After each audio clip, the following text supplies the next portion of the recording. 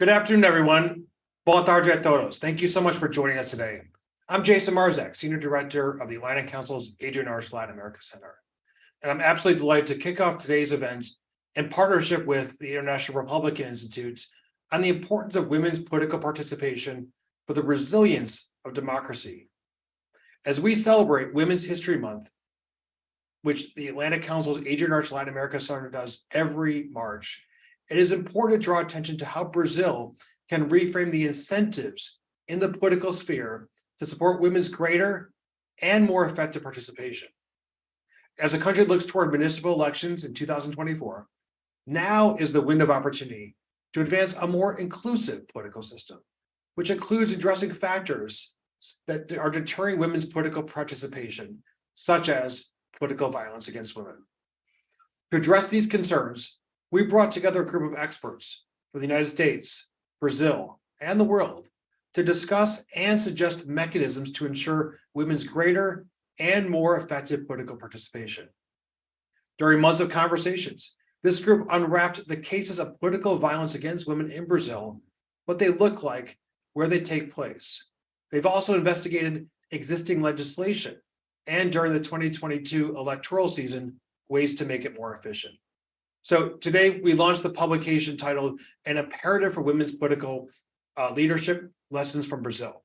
This is the product of all these conversations and a number of consultations with specialists from the public sector, private sector, academia, media, and civil society organizations.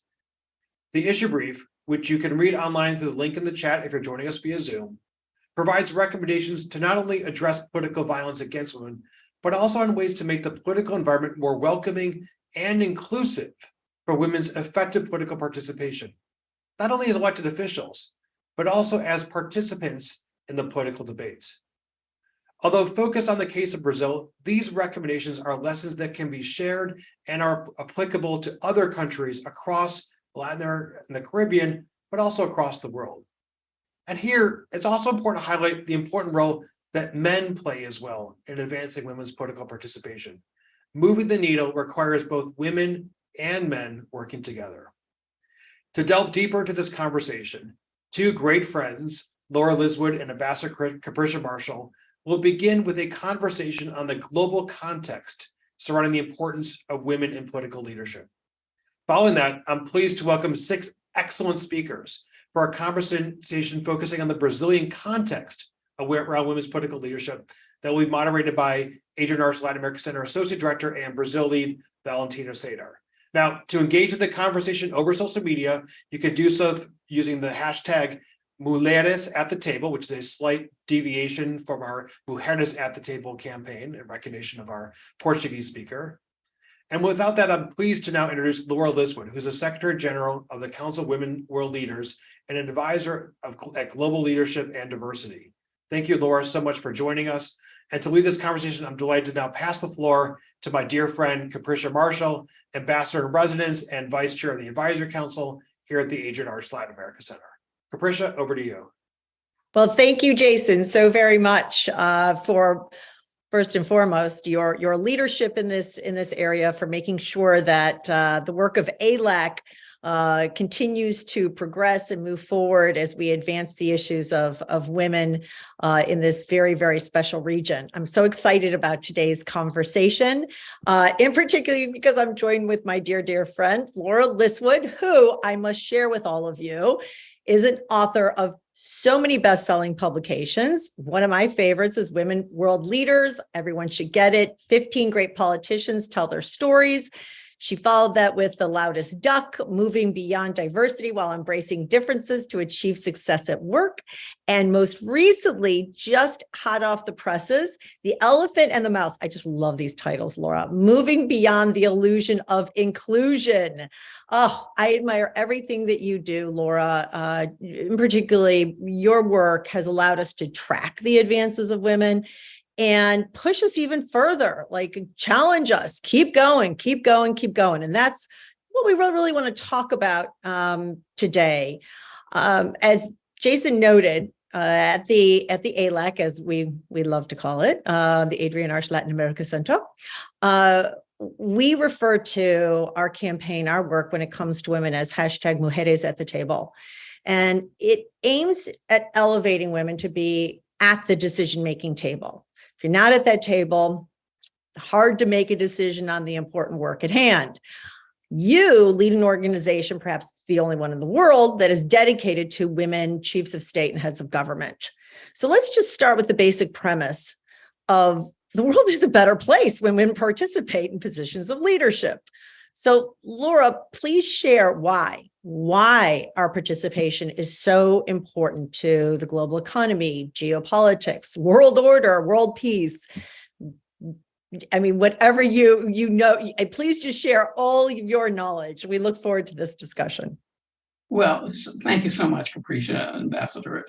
It is always a delight to spend time with you and your probing mind and your continual effort to on this journey. And Jason, thank you so much for hosting this. And then, of course, to our great friend Adrian Arsht for having the foresight to do all of this work. Look, there's endless number of reasons, and you even started listing them as to why you want everyone at the table. You want all the voices at the table. You want all of the issues raised equally.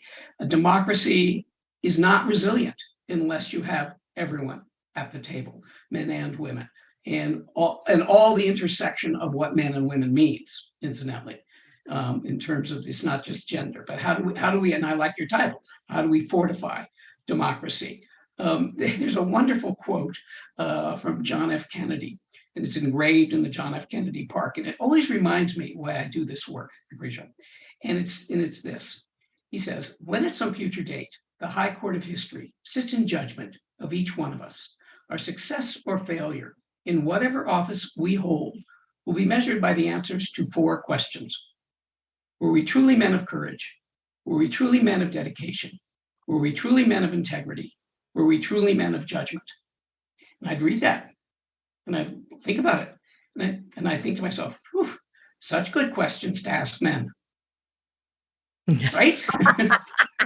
Yes, absolutely. Yep. Absolutely. But also good questions to ask women. True. Because as we know in history, we've had some archetypes of what leaders look like, right? If you were in the military, it was large and in charge.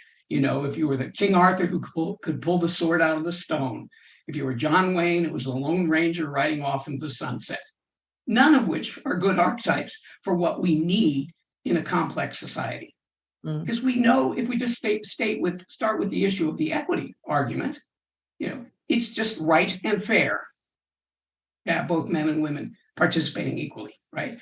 And then we can move to the efficiency argument, which is we know that diverse groups are going to come up with better solutions to problems, innovation, creativity, different lived experiences. I mean, you're going to have a huge, very important conversation about political violence, gender violence, that we know that that's disproportionately impacts women, right? So why would you have a conversation when women weren't at the table for an issue that was disproportionately impacting a particular group of people? It makes little sense, right? And yet over history, we've seen that, these kind of conversations can be had without the people who were going through the lived experiences of them.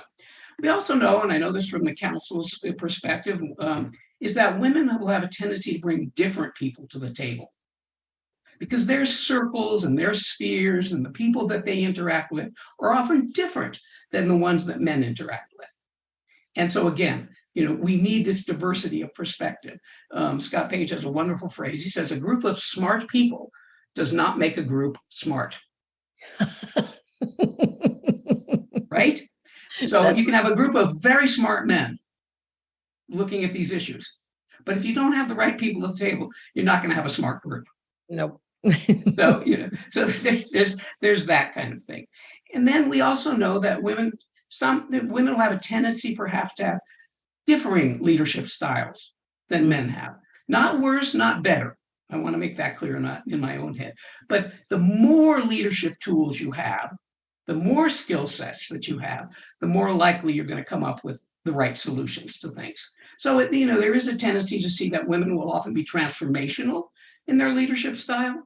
They'll want to make big change. And incidentally, I can put a footnote to that. one of the reasons that dominant groups are often afraid to have women at the table is that women always represent the possibility of change. Hmm. And that can be threatening to people. Hmm. That's one of those things you have to probe as to why people don't change, right? Well, women always represent this possibility of transformation.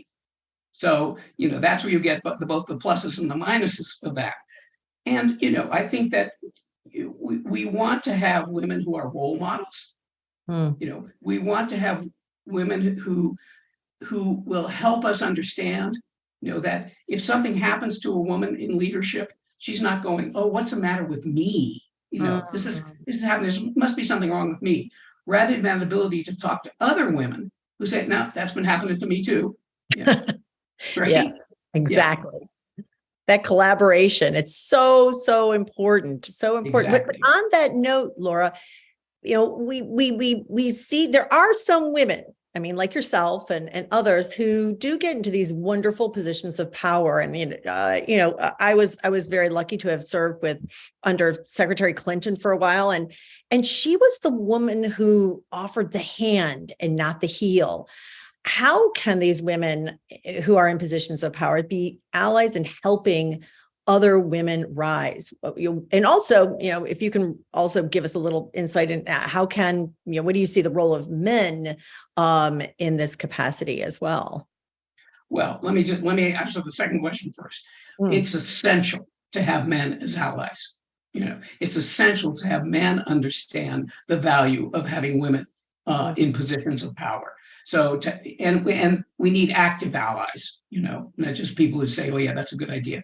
We need people men who say, we really need to think about this person to be a candidate, for example, in an office. So men have to be part of this equation, because right now they're the dominant group, and the dominant group has disproportionate power. So I would say that's an essential.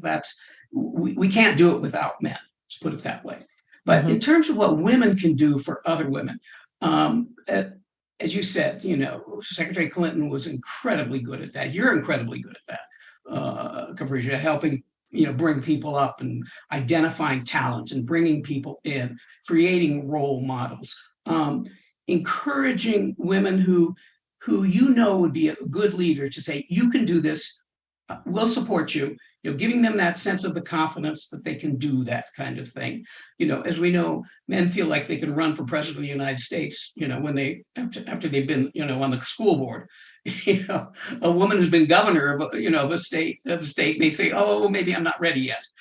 So, encouraging women to do that, giving women feedback, providing other women the opportunities to lead and to practice leading, I think, making those kind of connections. Speaking up when you see issues not being raised, because that will give the courage to other people. So I think there's a lot that women can do, around helping other women. And it's going to be essential. We can't, there's a great phrase, women are like snowflakes. One alone may melt, but together we can stop traffic. Ooh, I love that. Oh my gosh. Okay, I'm totally copying that. All right. We just have a few more seconds here, but Laura, there are many deterring factors to women's political participation, and regrettably, violence against women in politics is one of the most notable. As the Secretary General of the Council of Women World Leaders, you connect female leaders to collaborate on common priorities. What lessons learned can you share from your years of experience to address the issue of political violence against women? Well, that is a intractable, unfortunately, and growing problem, ironically, as women get, into more positions of power. We're even seeing worse, social media doesn't help, et cetera. But, that collective voice really is important, particularly if you've been a woman in power, even if you're a former head of state or government, putting your name to things, raising these issues, speaking out, incredibly powerful, and that's what we do. We try to, engage the women leaders in the council to these particular issues. And I think that becomes very important. I also would say, and I'm going to put a little plug in for this, is that in terms of overcoming resistance, cultural resistance, social resistance, it's turning out that affirmative mechanisms really are very important for, whether it be a quota, what kind of thing. Yeah. that, and I know Brazil has some of that, because we need some circuit breakers. We need some circuit breakers to get through some of the resistance to having women in power. So I think there are a lot of tools out there that can be used. I think women's voices are incredibly powerful. Again, in a collaborative way that we do it. And these kinds of programs where we're raising awareness, where we're providing the facts to people, we're giving people ammunition to help make change, because change, Capricia, goes from the unthinkable to the impossible to the inevitable. Oh, thank you. And that is just the perfect note to end on. Laura, I could talk to you all day. And as a matter of fact, I might come on over to your house and continue this conversation right now. Lovely. Would love it. Thank you so much. And please stay on, Laura, because we'd love for you to join the panel that we're about to introduce. We're now going to look into the Brazilian context. And I would like to turn this conversation over to an extraordinarily talented young woman, Valentina Cedar, who is our Associate Director and Brazil lead at the Adrian Arsh Latin America Center. Every day, she impresses the heck out of me. And I know she is one of those women leaders today that will continue to grow and participate and become even stronger tomorrow. So Valentina, the floor is over to you. Oh, thank you so much, Capricia, for your generosity. Thank you, Laura, for sharing your insights. Honestly, I was taking notes of everything that you were saying all throughout this conversation. So thank you so much for joining us. And as we bring this conversation to the Brazilian context, I wanted to introduce our stellar group of experts joining us today. I'm joined today by Minister Maria Cláudia Buchianetti Pinheiro, is a substitute minister at the Superior Electoral Court of Brazil. Paula Tavares is a senior legal and gender specialist at the World Bank. Ana Cláudia Souza Oliveira is the general research coordinator at the National Observatory of Women in Politics within Brazil's Chamber of Deputies. Margaret Kang is the public policy manager at Meta Brazil. Thalita Fernandes is a freelance journalist and Washington correspondent. Deborah Tomé is a political scientist and the author of Women in Power. Welcome all. Thank you for joining us. I'm very excited for this fascinating discussion. I think that Laura and Capricia were able to kickstart this very important discussion as something that is so important, especially as we celebrate Women's History Month this month. So I invite you all to not only read our issue brief, An Imperative for Women's Political Leadership, Lessons from Brazil, but also to follow along the conversation on Twitter with the hashtag Mulheres at the Table, or in Brazilian Portuguese, Mulheres at the Table. With that, I will start the conversation by asking Paula. Paula, political violence against women is not a new phenomenon. And as we heard from Capricia and Laura, it's definitely not an exclusive matter to Brazil. How does Brazil's legislation regarding women's political participation and political violence against women actually compare to the rest of Latin America and the Caribbean and the world more broadly? Thank you, Valentina, and congratulations to you, to the Atlantic Council, for having this conversation and leading such important debates on this issue. It's been an ongoing process of discussion, so excellent to join. I think starting off by saying that, we understand that gender equity in politics really often reflects broader female empowerment in countries, right? And in Brazil, this is no exception. In the region, this is no exception. We know that women's political prospects are undermined by gender-based economic, social, institutional, and cultural barriers, in particular issues of gender discrimination and violence. And in Brazil, we know that despite accounting for over half the population and the electors, Brazil ranks quite poorly among countries in terms of women's political participation, according to more recent IPU data, Interparliamentary Union, from 2022, ranking 144 out of 193 countries. And that also includes in the region, right? So ahead only of Haiti in the region.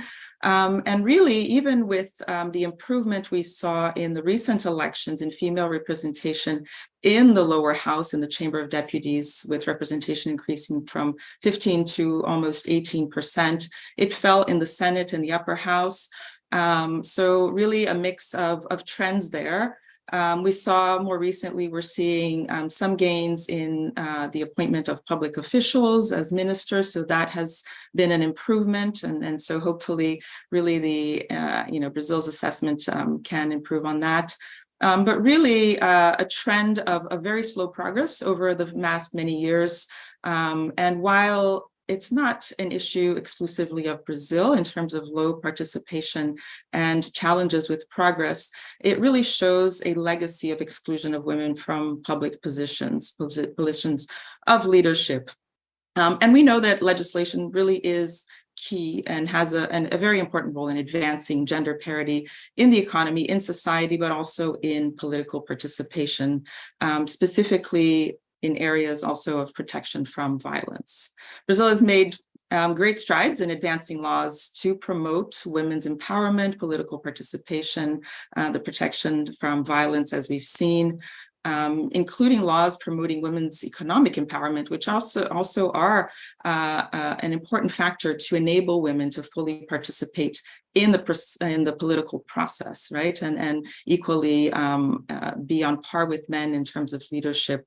We know that electoral laws and rules also can constrain women's political prospects or enable them. And specifically affirmative action legislation, in particular through quotas, but also laws to address other constraints for women candidates, have been effective throughout the region and throughout the world. We know, however, that the characteristics of quota systems of these laws can shape overall outcomes. So for Brazil, actually, the introduction of quotas dates actually quite a while back. The first quotas were introduced in 1995. There were 20% quotas, then increased to 30%, and legislation has increased progressively to make sure it is more effective. It addresses the barriers, ensure that it's more applicable and enforceable. And more recently, of course, requiring the financing, the dedication of resources to female candidates, which has been a great victory. So all this to promote women's candidacies. And further achievements more recently in 2021, especially with the adoption of legislation on combating political violence against women. So this is landmark legislation. Brazil quite behind many other countries. There were regional agreements on this and guidelines. The first country in the region adopting legislation, Bolivia, in 2012, but still a very important legislation, quite strong legislation, criminalizing acts of political violence, really any action or conduct or omission that aims to prevent, hinder, or restrict women's political rights. It addresses online violence and disinformation, so penalties associated to that. And additional measures continue to be put forward to make the law more effective. We've seen the introduction of ombudsman systems, online reporting mechanisms handled by the Superior Electoral Court. And all of this is quite important progress in legislation, but reality still shows that more is needed. So not only have we seen slow progress in women's political participation, but also we've seen not a decrease in political violence, in fact, an increase as more monitoring and data collection occurs. And so really, this is largely due to remaining structural gender inequalities, often lack of support for women's political engagement, and the inadequate enforcement of legislation. So measures that can enable stronger monitoring and enforcement, in particular non-compliance with existing rules, in terms of women's political participation, rules to ensure favorable placement of female candidates on party lists, or even reserved seats, as we've seen examples from the region. Argentina, for example, Mexico have similar laws, and to promote female leadership also in party bodies as a way to give them visibility and also decision-making are measures that could be also advanced by Brazil.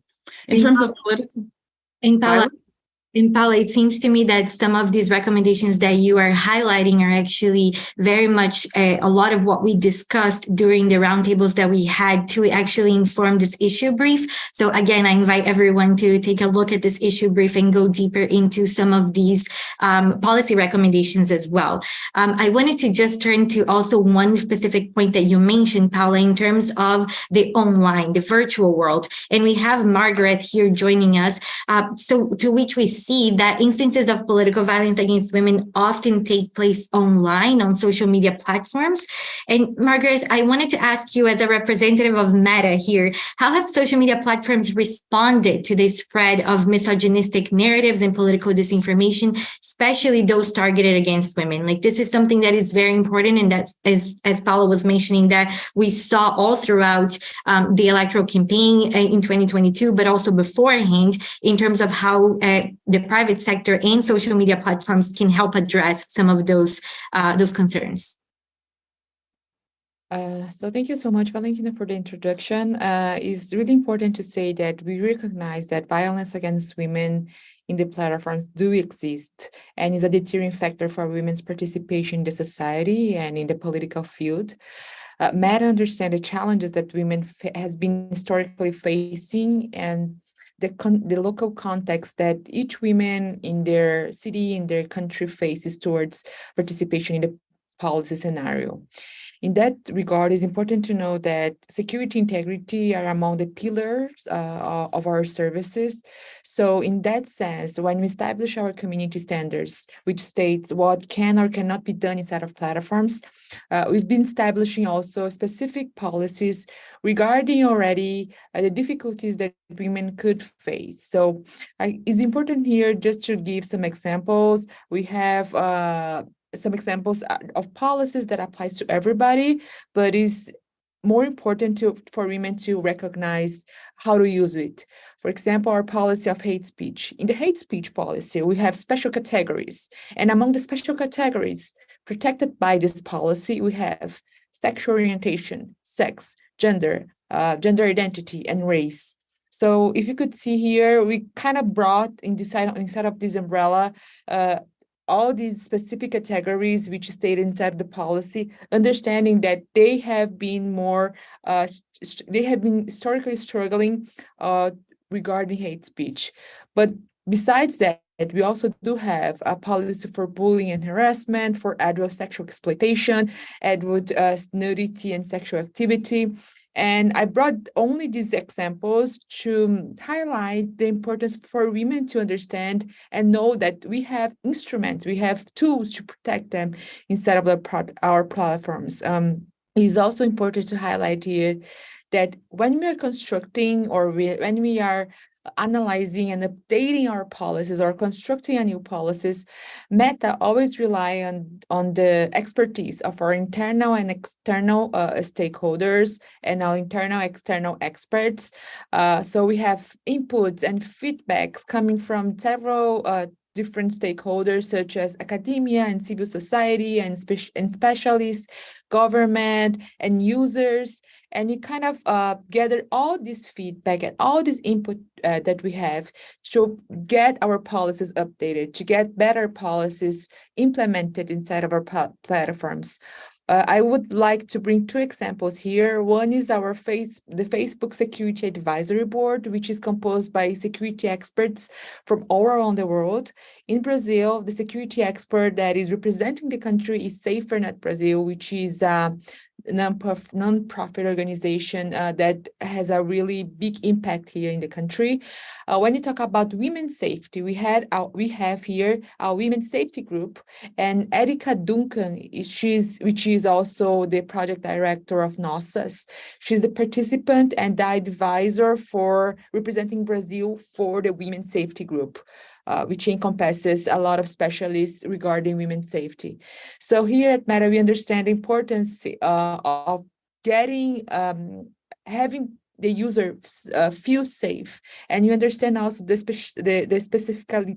speciality of women when we have them inside of platforms. So just to highlight, just to wrap up here, I would say that to the social media platforms, it's really important to have policies and rules, and also take into regard the participation of different stakeholders on constructing them, understanding the necessity of bringing different stakeholders and understanding different contexts, including for women, which although we have been advancing a lot, we still struggle a lot in several fronts.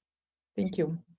I think that that's such an important aspect of this conversation too, as we see that a lot of this political violence takes place online. And turning also into the TSE, right, the Superior Electoral Court, I wanted to turn to Minister Maria Claudia Buchianetti. That data from last year estimated approximately 7 cases of political violence against women every 30 days in Brazil during 2022's electoral cycle.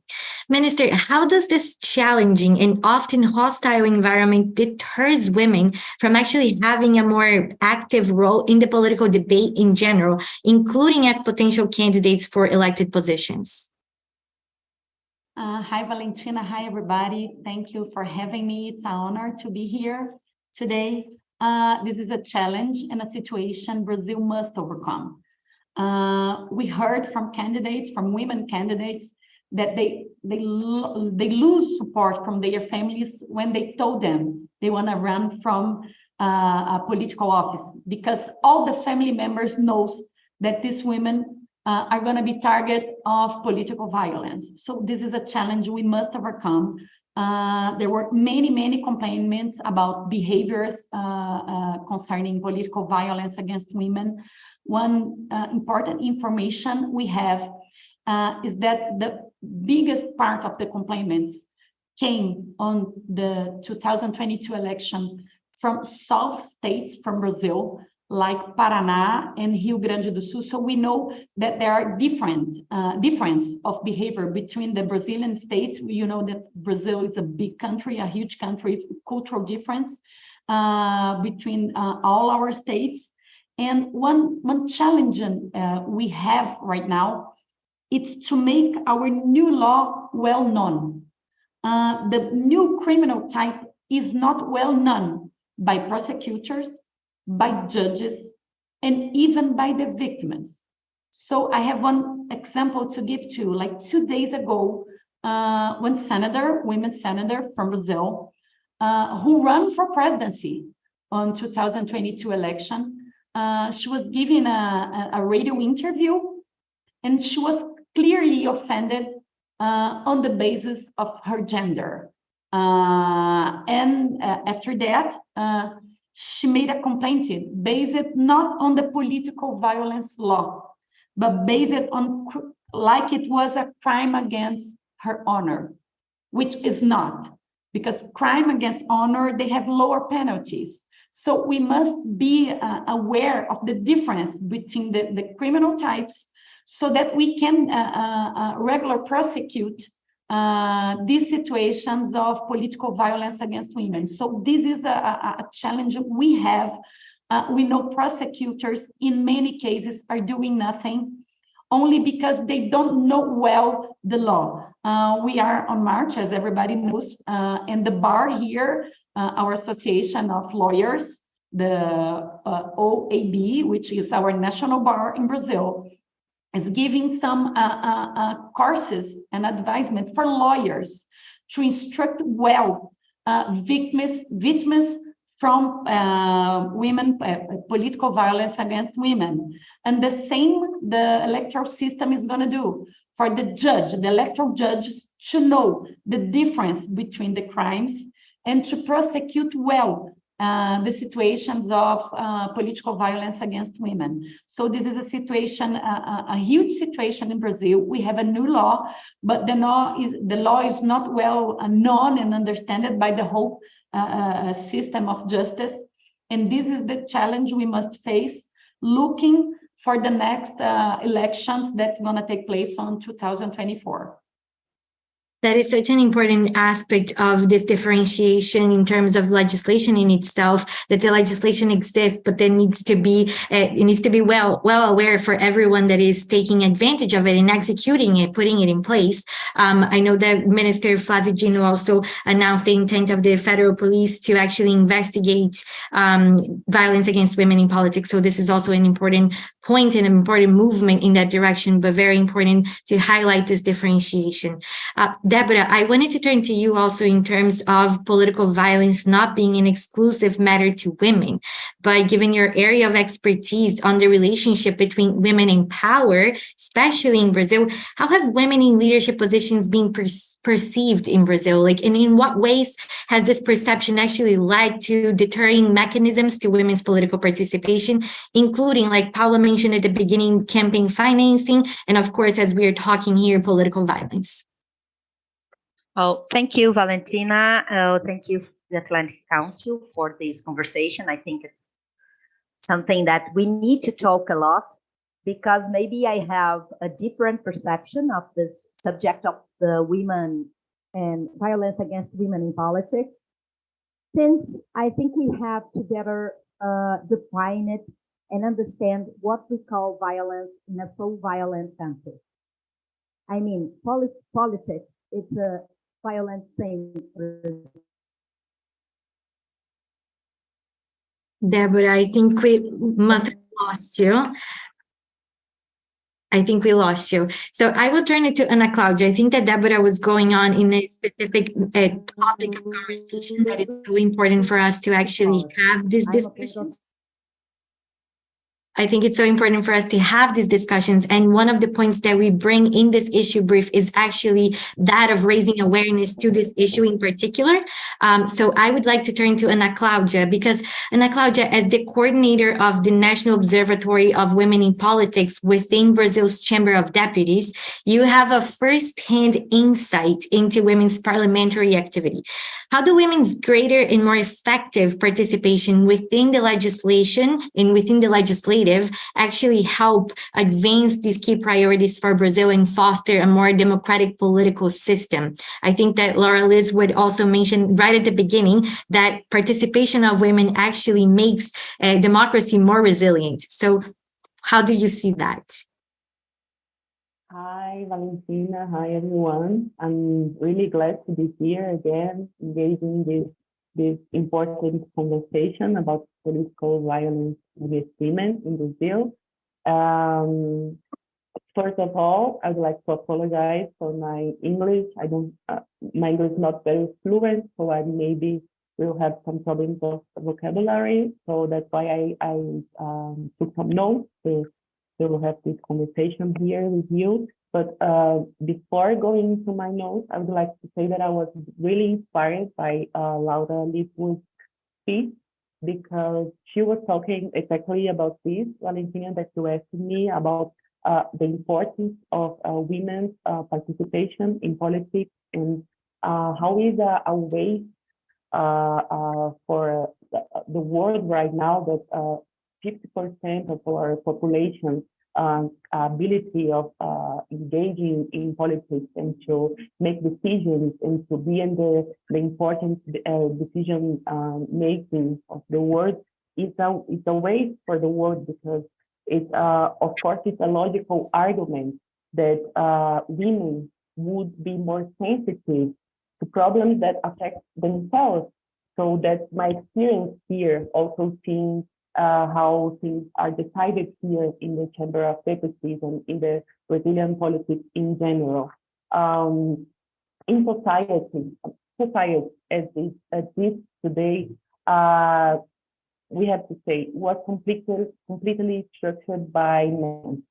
So these male public figures, male politicians, businessmen, philosophers, for centuries and centuries, occupied positions that of power that define issues, basic issues of our life in society, like how would operate the labor market, what would be the working hours for the workers, how would the cities function, would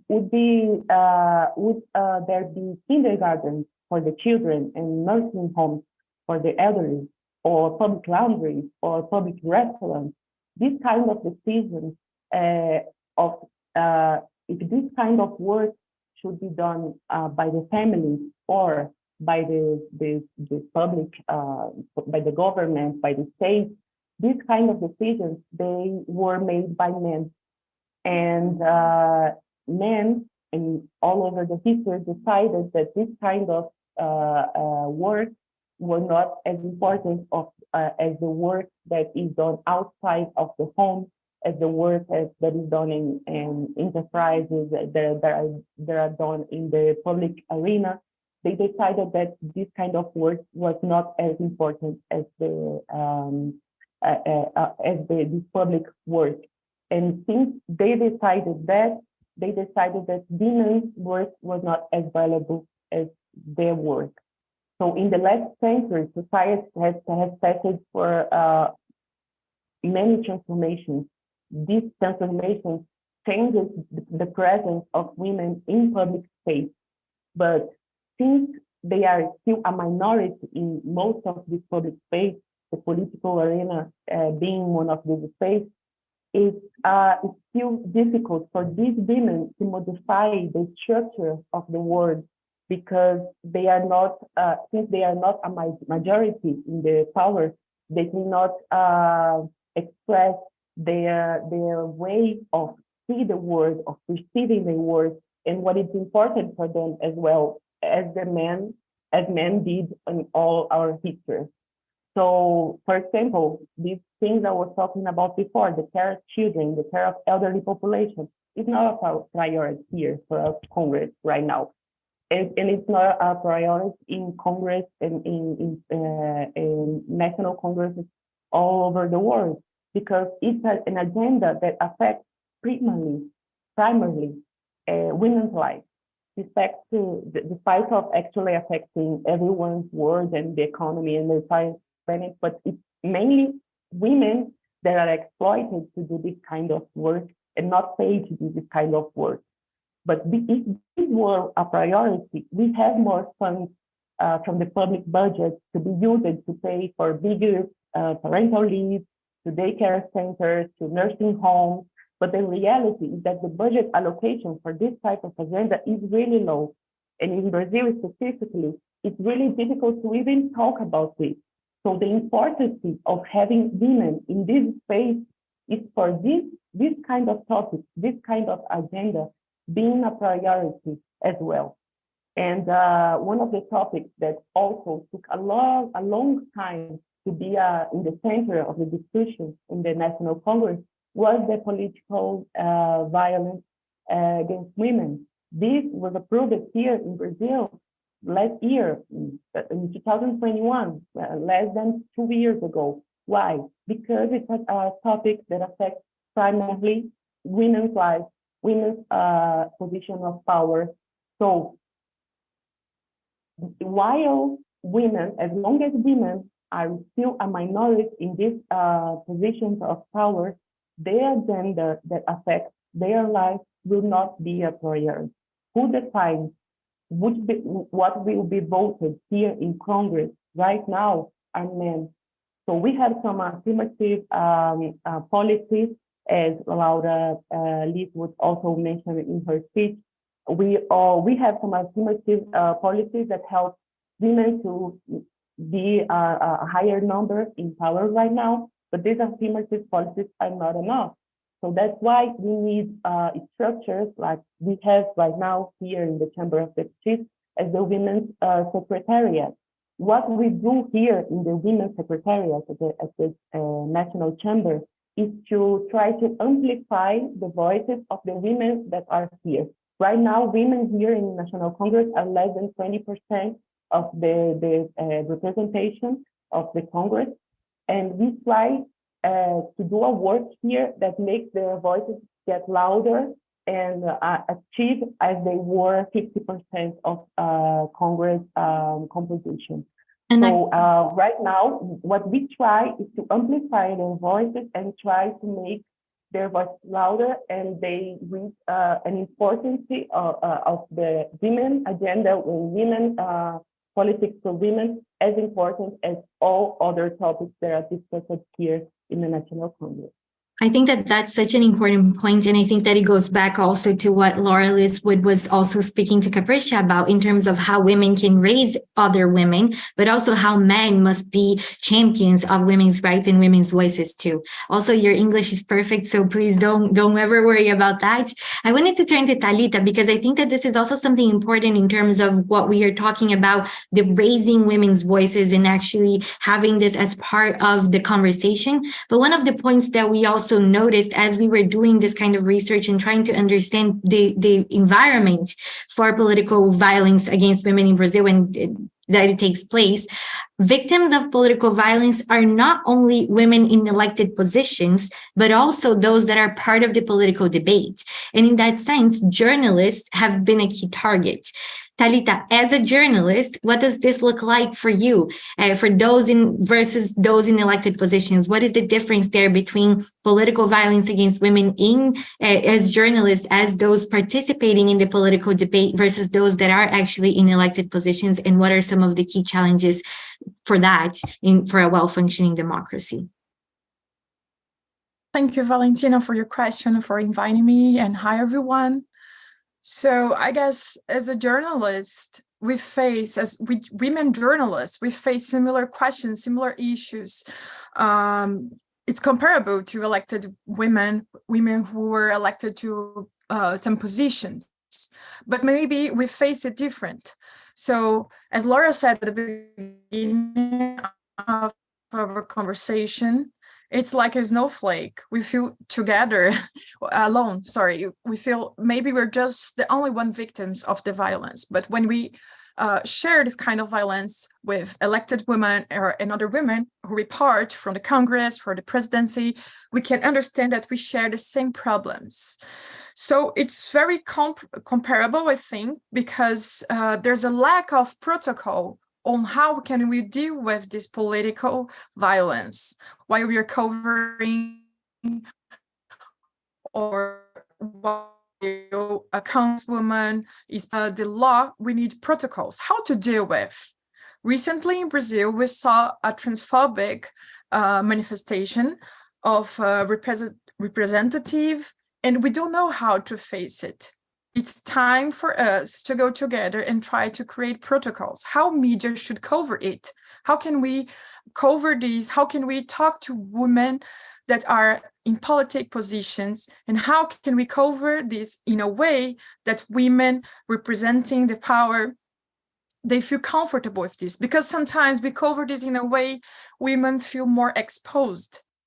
The environments, I have an experience covering Brazilian politics, and when I got there, I feel I was a little bit strange in the middle of the room, because people, as Ana Claudia just said, making decisions were basically men.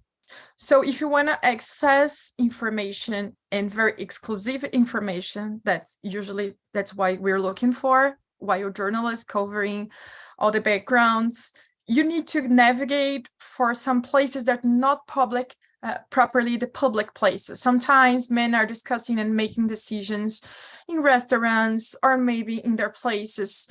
So I think it's a problem, because the same way I could notice some congresswomen didn't feel very comfortable on being invited, or sometimes they were not invited to go to these meetings outside the Congress, for example. We journalists, we don't feel very comfortable while attending to these conversations. Sometimes they drink alcohol and there's some sexual harassment. So I think we share this kind of violence. Sometimes if you enter to a minister cabinet, you can listen to some not very pleasant declarations, sometimes commenting on your appearance, on what you're wearing. But the difference, as you question, I remember during our conversations, I remember what Ministra Maria Claudia told us, that journalists, women that face political violence, they're not included in the new legislation. So it's even harder to address this kind of problems. And I'm not just keeping this on journalist problems, but justice, as we saw, Ministra Carmen Lúcia, she faced a very extreme violent example of political violence against women last year during the elections. And this new legislation is not enough to address this problem. So maybe we need to report as journalists, going further on what you asked me, but maybe we need to cover it not as an isolated problem, but this is a problem inside the press, inside the newsrooms.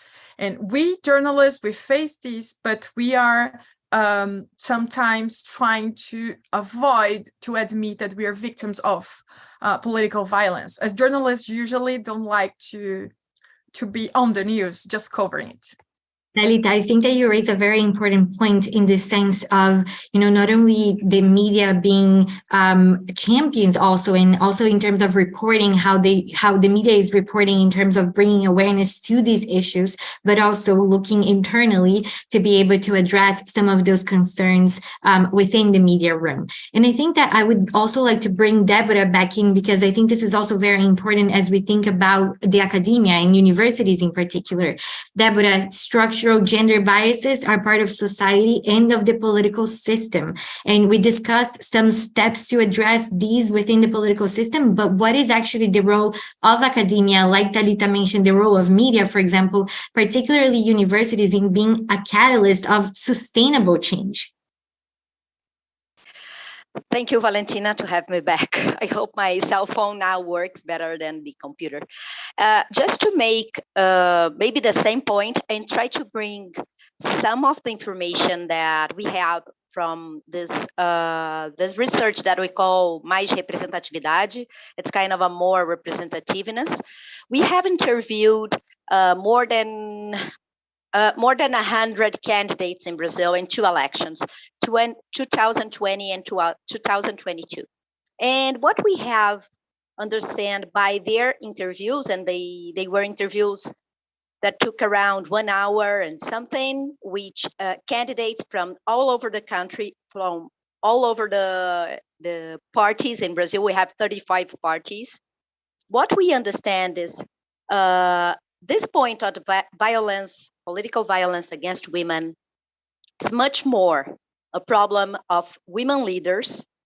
I mean, like when you look, for example, to which of the women received more offense, they were very known, and mostly by Twitter, social media, and also what we have understand that women who are in the middle of their careers, they consider this is something that is normal in politics. I'm not saying that this is good.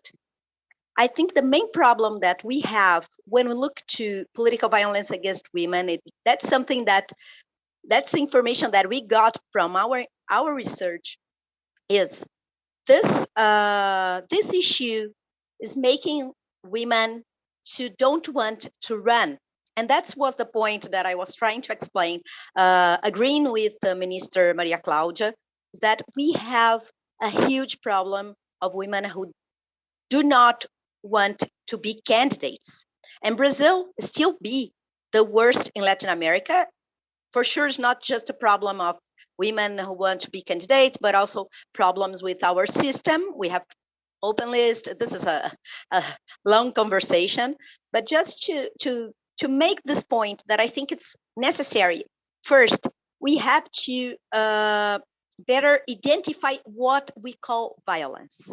We call violence, for example, don't get money from the party. This is something that these women are complaining a lot. When you look to some research, for example, that they are doing in UFMG, the University of Minas Gerais, what they understood is women candidates understand the violence as something that happens in their own parties. They are victims of their own colleagues.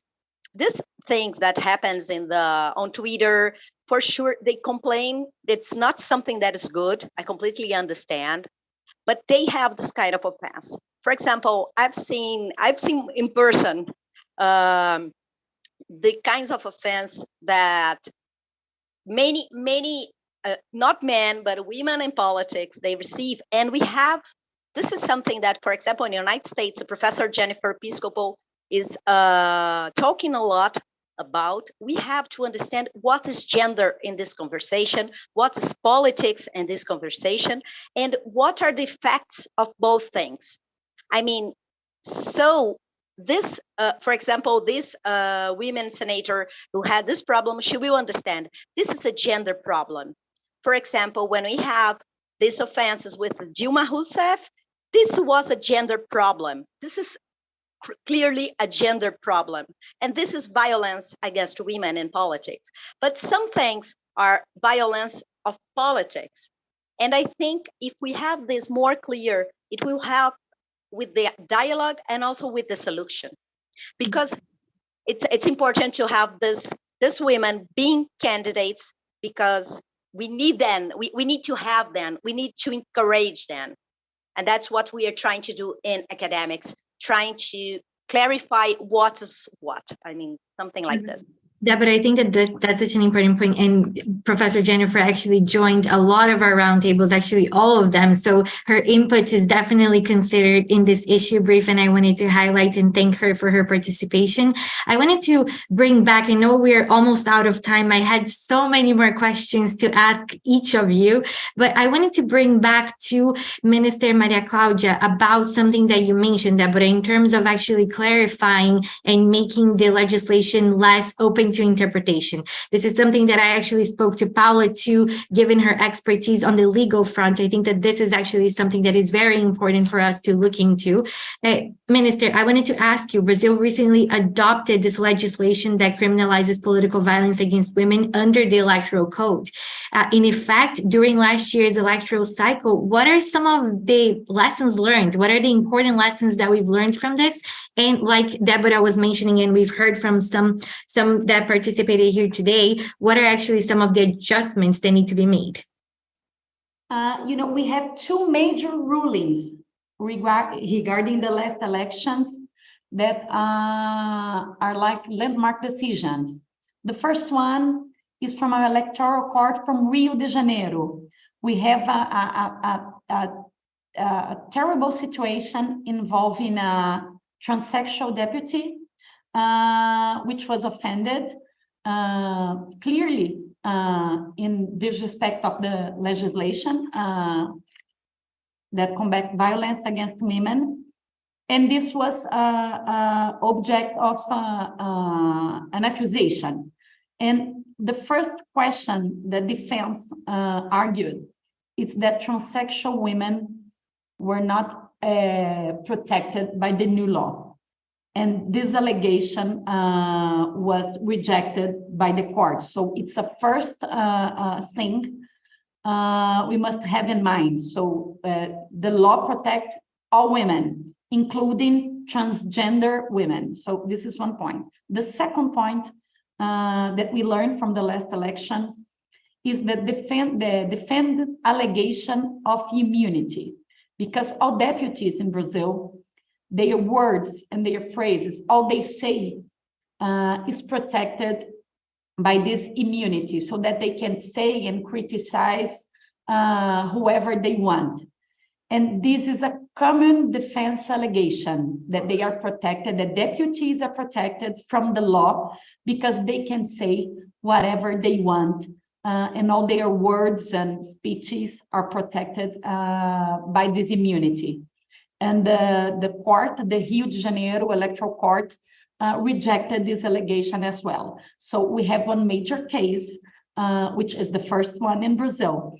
6 months after, we had another ruling from São Paulo Electoral Court. We have many problems involving violence against women in the state assembly. The state assembly from São Paulo, it's called Chernobyl, because it is very toxic against women. So before the law was enacted, we had an episode when a woman was like just like touched. Her body was touched from one colleague just in front of the cameras. just on the assembly, and everybody was watching that, and it was just terrible. But we didn't have the law enacted yet by the time. So we had many other situations involving the State Assembly from São Paulo, and the Electoral Court from São Paulo has started a criminal law against a deputy, rejecting the allegation of immunity as well, just like Rio de Janeiro did. And it was something like comparing a woman to a horse. And it was the defense allegation, it was a crime against honor and not violence politic against women. And the court rejected as well. So we are just starting to apply the law. There's much to be learned and to be known. It's a new law we have right now. I have this number, 63